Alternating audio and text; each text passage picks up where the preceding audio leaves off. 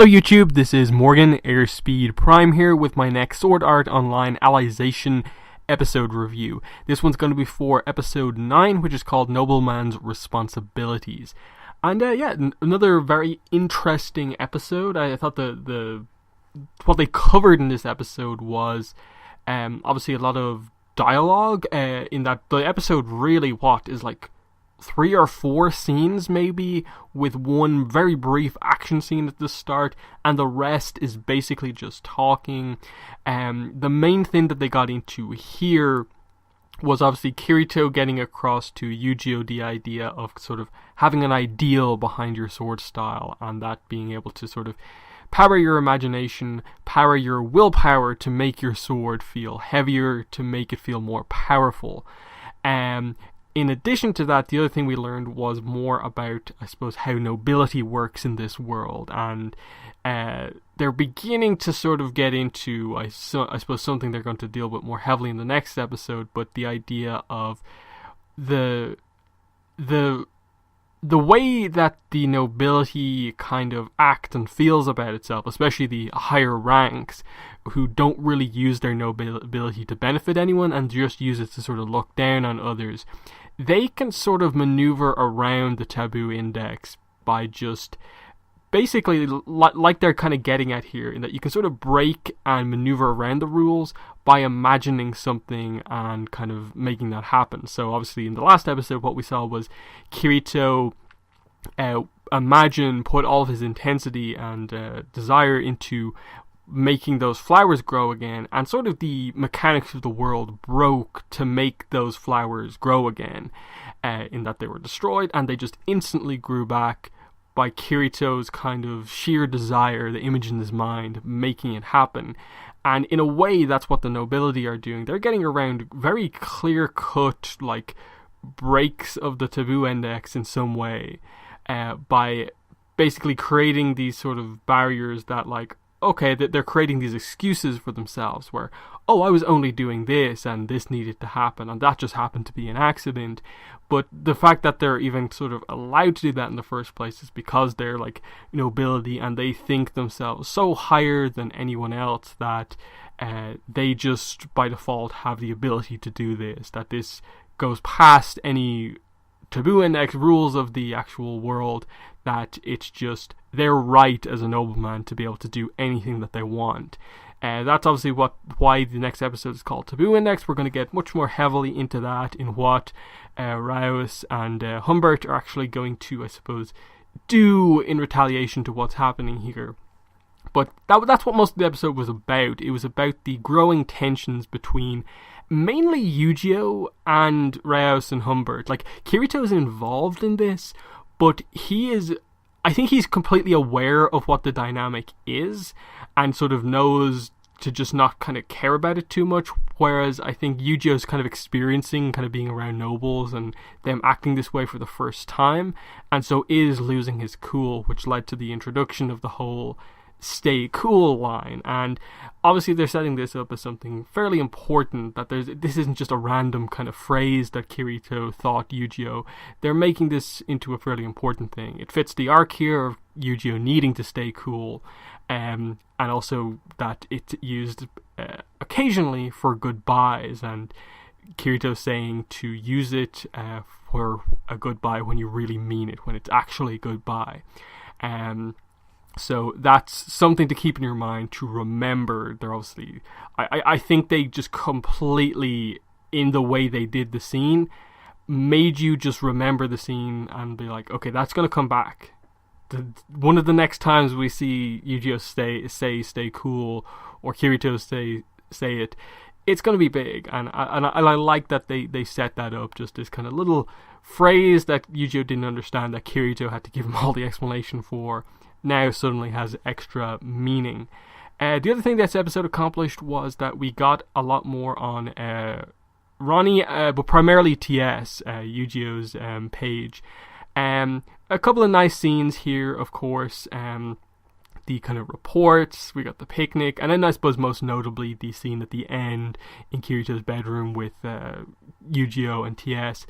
And obviously this is where a lot of the scenes about the whole nobility came out, and we learned that TS is actually like a 6th rank nobility, but obviously as she explains here, she basically just kind of, the way they kind of explained it is that she basically has a slightly bigger house than like normal people, because they're low enough in the nobility that they are more or less treated just as badly by the actual nobility that it might as well not make a difference. They try to do what they can, their kind of house with their nobility to help the powerless, as kind of Kirito comes in later to explain.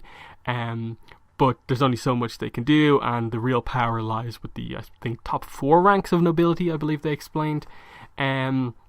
So that was a nice one to get, that important sort of distinction, and how Yu-Gi-Oh, obviously coming from basically the country, just, it's a whole new world he's kind of encountering here. This is why he's getting so angry and annoyed about this.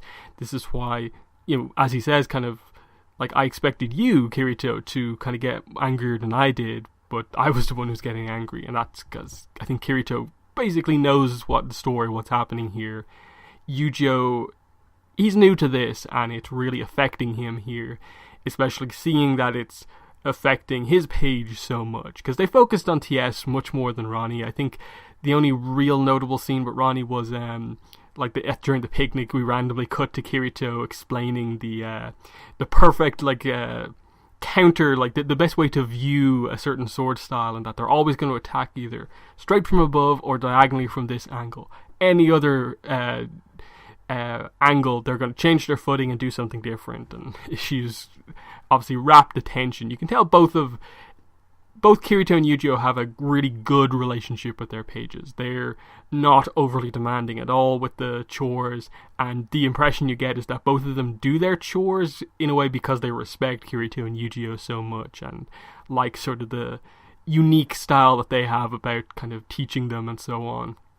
And especially with the ending scene, I think you got that TS obviously really likes Yu-Gi-Oh, and it was an emotional scene because she addressed the fact of just like that, even though she is technically from nobility, there's still certain things that she's sort of powerless with herself, and that when she graduates as a noble, she's expected, like, she's just kind of going to be given like a husband, and because she's only from 6th nobility, she's more than likely going to get a husband from a higher rank, and she has now kind of experienced how they act with Rios and Humbert, and she's obviously really scared because the whole kind of plot of this episode was getting across the fact that they are kind of doing pretty bad stuff to their own female pages, and she does not want that to happen to her, and that led into the very kind of cute, nice moment at the end of just basically TS basically asking like Yu-Gi-Oh to succeed, win, earn yourself the rank of nobility, and make it so that I can marry you when the time comes. And he basically accepted. He in his mind says, I'm doing all this to get to Alice, but I will do this to help you. So very, very nice moment there. I think mainly getting across that Kirito and Yu-Gi-Oh really care about their pages, and that the fact that they're putting their sort of necks out there to deal with pretty high nobility people like them is telling of just their characters, that we obviously know, of course, they were going to help. But the way they did it throughout this episode, I thought was really nicely done, and finally, I think giving Yu-Gi-Oh the lead in an episode, I thought was a really good move, because you sometimes get the idea that like he's a bit like dull, kind of boring. He's like boring Kirito almost, because there's some similarities between them. This episode, I think, really helped to kind of show the differences, in that he sort of doesn't feel like that confident within himself about like his sword skills. He's like, I'm not a swordsman. Like Kirito's only the one who's kind of taught me this stuff. He's kind of obviously learning about the nobility in this episode. But we also see just the difference in them, that like Kirito's much more rebellious. He's more go with the flow. Yu-Gi-Oh's much more direct orders. But even within that, he himself is making moves that like you usually wouldn't see him make. The more he interacts with Kirito, the more free will he's beginning to have. And the more he's willing to kind of almost get close to breaking the taboo index himself, but from obviously the different perspective, for good, rather than the nobles who are sort of breaking it for bad.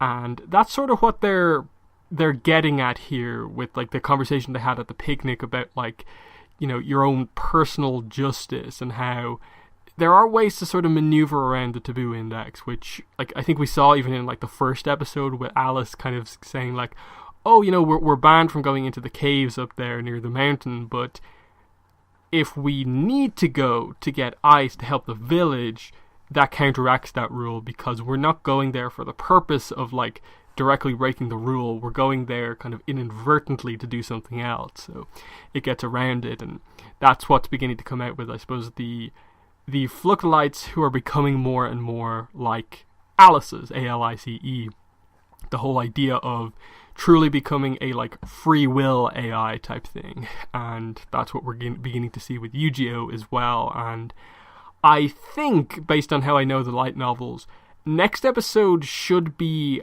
very big. They might bring it into the episode after next week as well, but I think next week is going to be a very, very big episode. So that's something to kind of look forward to next week. I'm not sure if I have too much else to say about this episode in particular.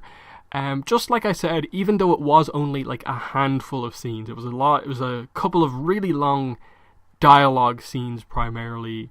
Them confronting Reyes and Humbert, the brief battle at the start, which I did like that was like the core of the episode, that it was that battle at the start, Yu-Gi-Oh finally I suppose standing up for himself, and that Reyes and Humbert, like for the last couple of episodes, have just been there for like a scene or two to just insult Kirito and Yu-Gi-Oh. Yu-Gi-Oh finally kind of stands up for himself and battles to a draw. The first seat sort of stops it, but the impression that you get is that he stops it because like Yu-Gi-Oh is just about to win, because it was like one sword skill against the combo nature of Aincrad, and I think Humbert was completely unprepared for that.